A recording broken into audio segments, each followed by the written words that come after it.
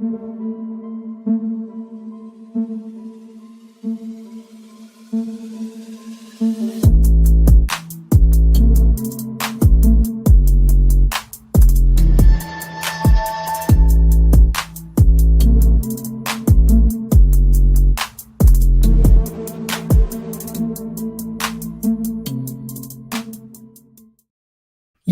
what's going on, everybody? How are you guys doing? Today was the draw for the Qatar World Cup group stage draw. It took place earlier today, and I'm here today to discuss everything that took place, break down each group, think about which group is the easiest, which group's the hardest, go through everything with you guys right about now. Before we get started, do me a favor, guys, hit that like button, hit that subscribe button, and let's get the show started right about now. So first thing we're going to do, we're going to take a look at the pots and the possibilities that could have taken place prior to the group stages being selected, right? So as you can see here, here are the possible pots. You can see that you had Qatar, Argentina, England, Belgium, Brazil, Portugal, and France in pot one, right?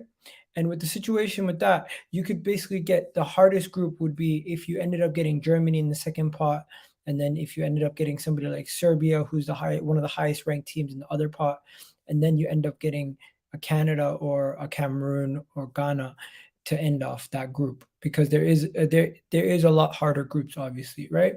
So today we're going to talk about each group one by one. First, Group A. We're going to talk about Group A to begin with, right?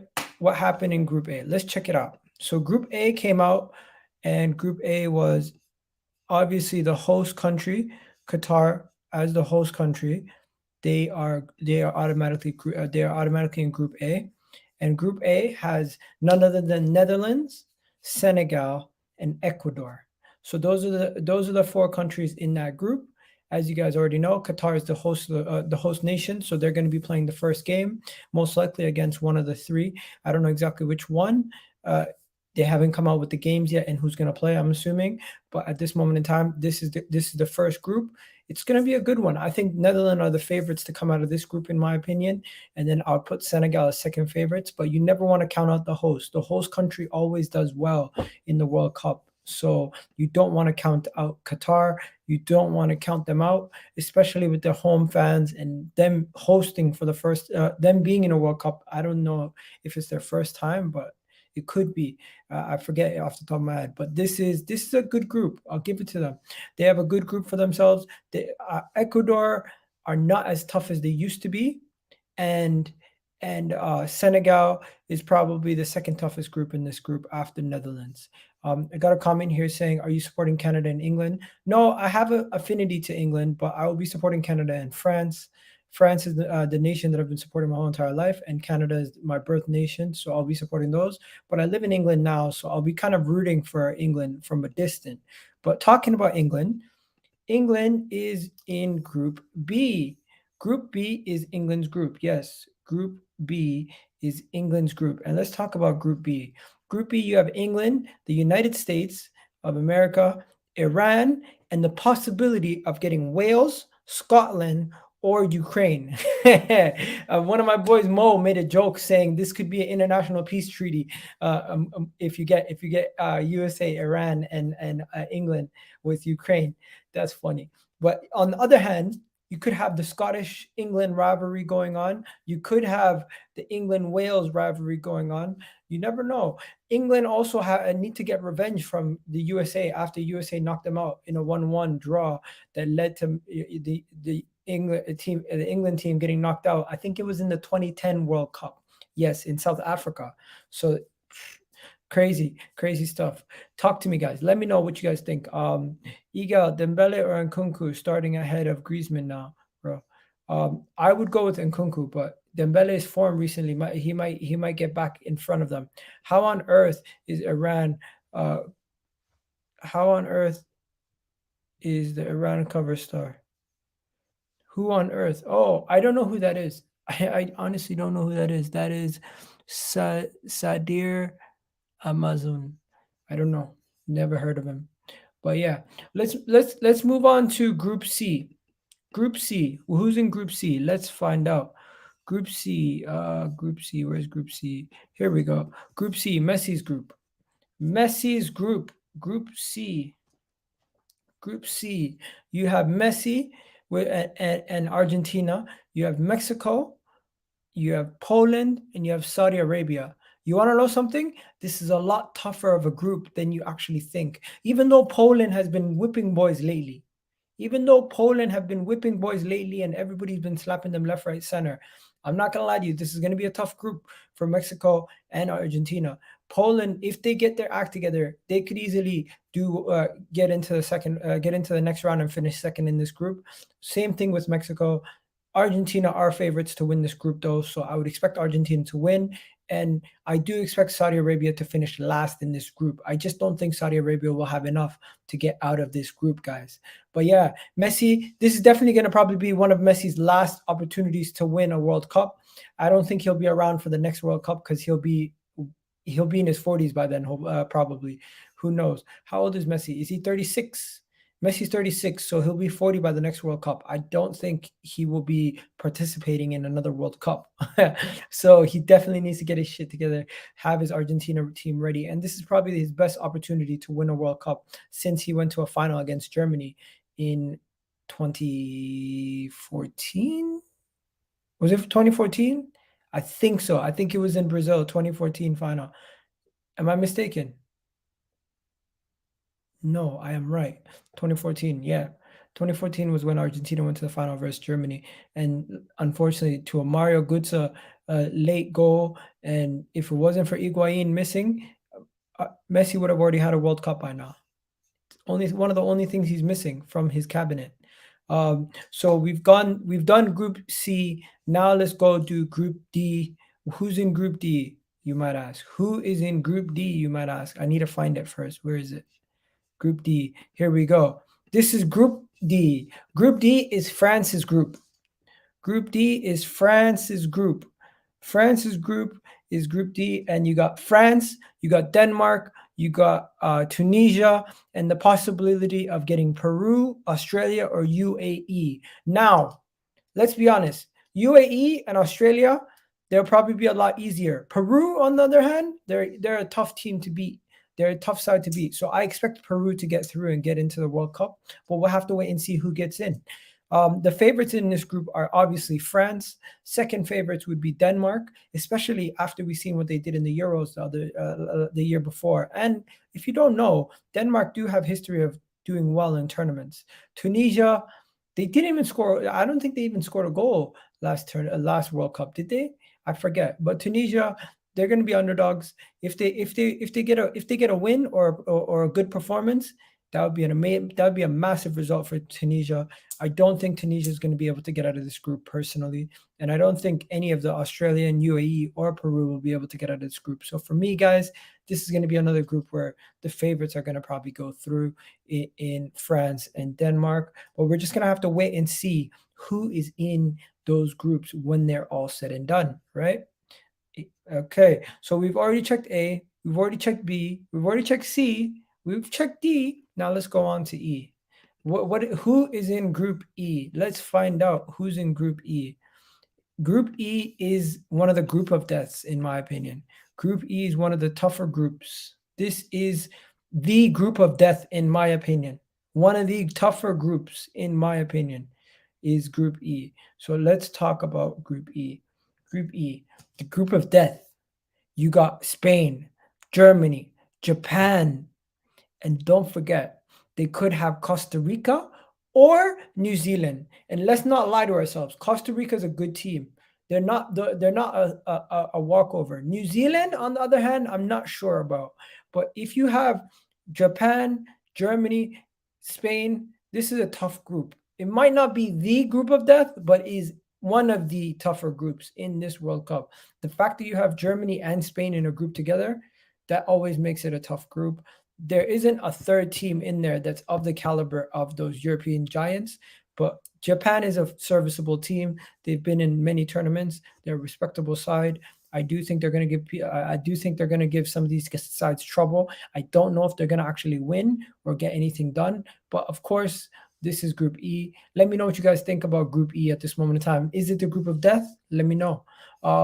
So yeah, we've done A, we've done B, we've done C, we've done D, we've done E. Now let's go on to the next group. Now let's go on to the next group. Let's get on to the next group. Let's go on to Group F. So I'm not gonna lie, you guys. I am not happy with this group for Canada. Canada is probably going to be whipping boys in this group. Morocco is going to be a tough side to beat. Costa Rica, Croatia is going to be a tough side to beat. Belgium, forget about it. Forget about it. Forget about it. Honestly, I just want Canada to perform well, man. I just want to see Canada do something in a World Cup. I've never seen Canada in my entire life in a World Cup. The last time Canada were in the World Cup, I wasn't even born. So it is very nice to see Canada in a World Cup. Big up Canada. I'm very happy Canada's in the World Cup. And you know what? Hopefully they make us proud. I'd love to go down and actually watch a game. Either Canada or France. I'd love to go down and watch the game, definitely. But I was rooting for Canada to get an easier draw. We did get a tough draw. When you think about it, Belgium and Croatia are both really good sides. They were in a quarterfinal and final, respectively, in the last World Cup. And you have Morocco, who is serviceable side, have really decent players, and they did okay in the AFCON. You have Canada, who's basically the minnow in this situation here. I hope we can do well. I don't know how well we're going to do. I'm very cautious to say the least about how this team is going to do going forward. But yeah, you know what? It is what it is. There's no easy teams in the World Cup. Let's be honest. There's no easy teams in the World Cup if you're a country like Canada who's in it for the first time in a long, long time. Am I wrong? I don't think I am. Anyways, let's go on to Group G. Group G. Yes, people. Group G. Group G, in my opinion, is one of those groups where anyone could get out of it after Brazil. Anyone after Brazil could get out of it. You could see Switzerland get out of it because Switzerland are a decent side.